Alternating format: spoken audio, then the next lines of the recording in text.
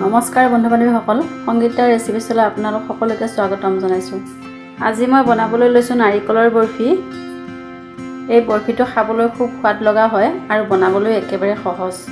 যদি আপোনালোকৰ এই ৰেচিপিটো ভাল লাগে তেন্তে প্লিজ মোৰ চেনেলটো সাবস্ক্ৰাইব কৰি ল'ব আৰু লগতে থকা বেল আইকনটো দবাই দিব, তেতিয়াহে আহিবলগীয়া মোৰ ভিডিঅ'সমূহৰ নটিফিকেশ্যনবোৰ আপোনালোকে পাই থাকিব। তেন্তে বলক এতিয়া ৰেচিপিটোৰ ফালে আগবাঢ়ো। নাৰিকলৰ বৰফি বনাবলৈ আমাক লাগিব নাৰিকল। ইয়াতে মই দুটা মিডিয়াম সাইজৰ নাৰিকল ওপৰৰ ডাঠ বাকলিটো এৰুৱাই এনেকৈ ভাঙি লৈছো। এতিয়া মই গোটেইখিনি নাৰিকলৰ পৰা ওপৰৰ কলা অংশখিনি চুৰি এখনৰ সহায়ত এনেকৈ এৰুৱাই ল'ম।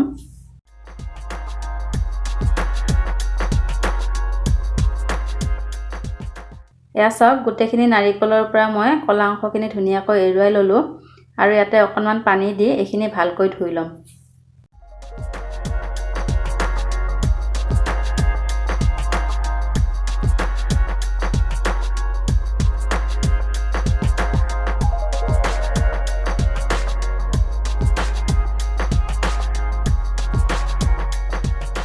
নাৰিকলখিনি মোৰ ধোৱা হৈ গৈছে আৰু এই নাৰিকলখিনি মই এনেকৈ পাতল পাতলকৈ কাটি ল'ম।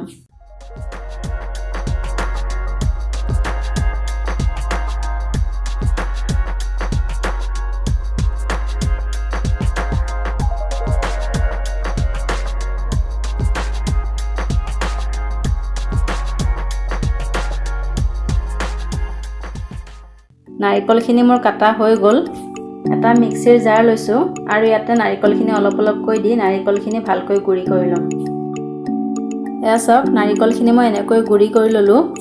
আপোনালোকে ইচ্ছা কৰিলে নাৰিকলখিনি ৰুকনিৰ সহায়তো ৰুকি ল'ব পাৰে। মিক্সিত কৰিলে অলপ সোনকালে হৈ যায়, সেইকাৰণে মই মিক্সিতে গুড়ি কৰি লৈছো। আপোনালোকে যিকোনো ধৰণৰ কাপ বা বাতিৰ সহায়ত নাৰিকলৰ গুড়িখিনি জুখি ল'ব, তেতিয়া গোটেইখিনি বস্তু সঠিক পৰিমাণে দিবলৈ সুবিধা হয়।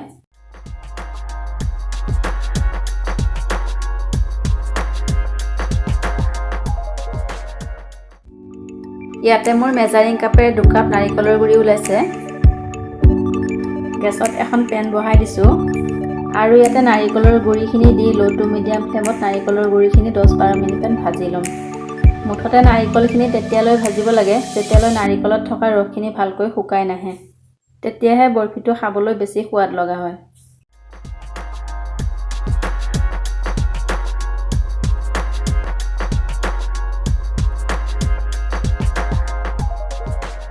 নাৰিকলখিনি মোৰ 10-12 মিনিটমান ভাজা হৈ গৈছে। মই এতিয়া ইয়াতে 2 কাপ নাৰিকলৰ কাৰণে 1 কাপ গাখীৰ দিম। এয়া মোৰ আগতে উতলাই থোৱা গাখীৰ আছিলে। গাখীৰৰ সৰখিনি ইয়াতে দি দিছো। এইখিনি অকণমান লৰাই লৈছো।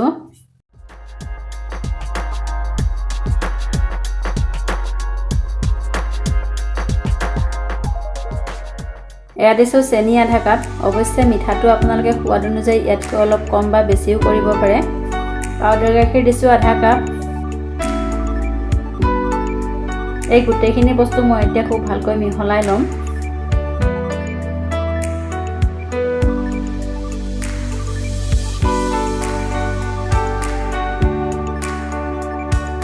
এয়া চাওক, গোটেইখিনি বস্তু মিহলাই হোৱাৰ পিছত মই ইয়াতে 2 টেবুল চামুচমান ঘি দি দিছো আৰু ফ্লেভাৰৰ কাৰণে সৰু চামুচ এখনৰ 4/4 ভাগ ইলাচি গুড়ি দিছো।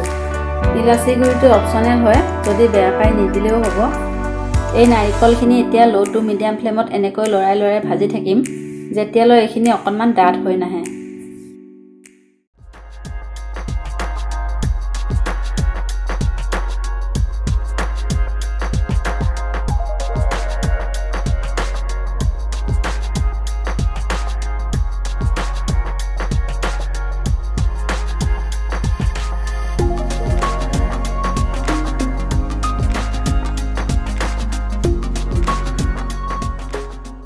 এয়া চাওক, নাৰিকলখিনি আমাৰ প্ৰায় ডাঠ হৈ আহিছে।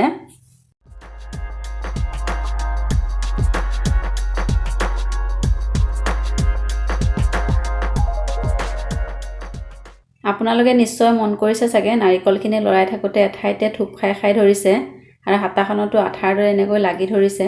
তাৰমানে আমাৰ নাৰিকলখিনি প্ৰায় বৰফি বনাবলৈ ৰেডি হৈ গৈছে। এতিয়া মই গেছৰ ফ্লেমটো অফ কৰি দিম। ইয়াতকৈ আৰু বেছি ভাজিব নালাগে, নহলে বৰফিটো বেছি ড্ৰাই হৈ যাব।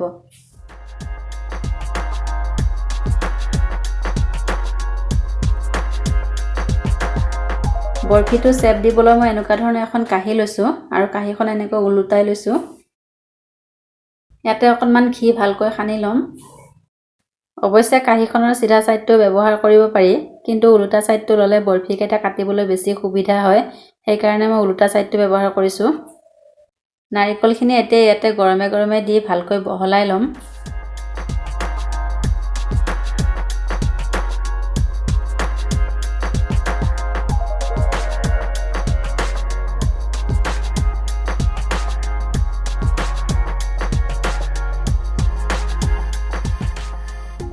এয়া চাওক, নাৰিকলখিনি মই এনেকৈ 4 গুণীয়াকৈ বহলাই ল'লোঁ।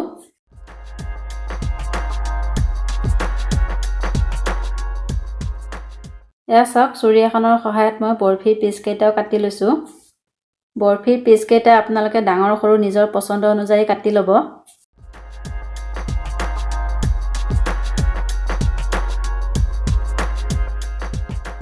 বৰফিকেইটা চাওক, মই এনেকৈ পিচ কৰি ল'লোঁ। কেইটামান আলমণ্ড এনেকৈ ফালি লৈছোঁ আৰু এইকেইটা বৰফিকেইটাৰ ওপৰত দি ধুনীয়াকৈ বৰফিকেইটা গাৰ্নিছ কৰি ল'ম। আলমণ্ডৰ ঠাইত আপোনালোকে যিকোনো ড্ৰাই ফ্ৰুটছ দি বৰফিকেইটা গাৰ্নিছ কৰি ল'ব পাৰে বা নিদিলেও কোনো কথা নাই।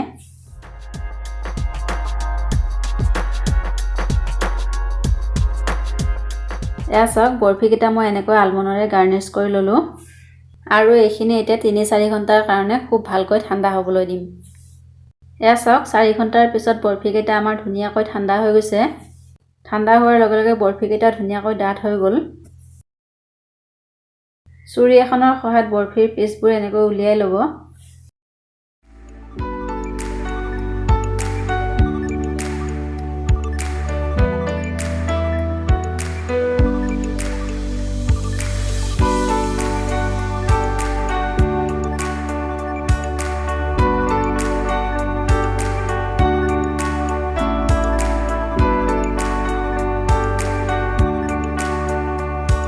এয়া আমাৰ নাৰিকলৰ বৰফি খাবলৈ ৰেডি হৈ গ'ল। এই নাৰিকলৰ বৰফিটো বহুত ছফ্ট আৰু খাবলৈ সোৱাদ লগা হয়। গতিকে বন্ধুসকল, আপোনালোকে এবাৰ এনেকৈ ঘৰতে নাৰিকলৰ বৰফি বনাই খাই চাওকচোন। আৰু কেনে লাগিলে মোৰ আজিৰ এই নাৰিকলৰ বৰফি ৰেচিপিটো কমেণ্ট কৰি জনাবলৈ নাপাহৰিব। আজিলৈ আহিছোঁ, পুনৰ আহিম এটা নতুন ৰেচিপিৰ সৈতে। মোৰ এই ভিডিঅ'টো সম্পূৰ্ণকৈ চোৱাৰ বাবে বহুত বহুত ধন্যবাদ।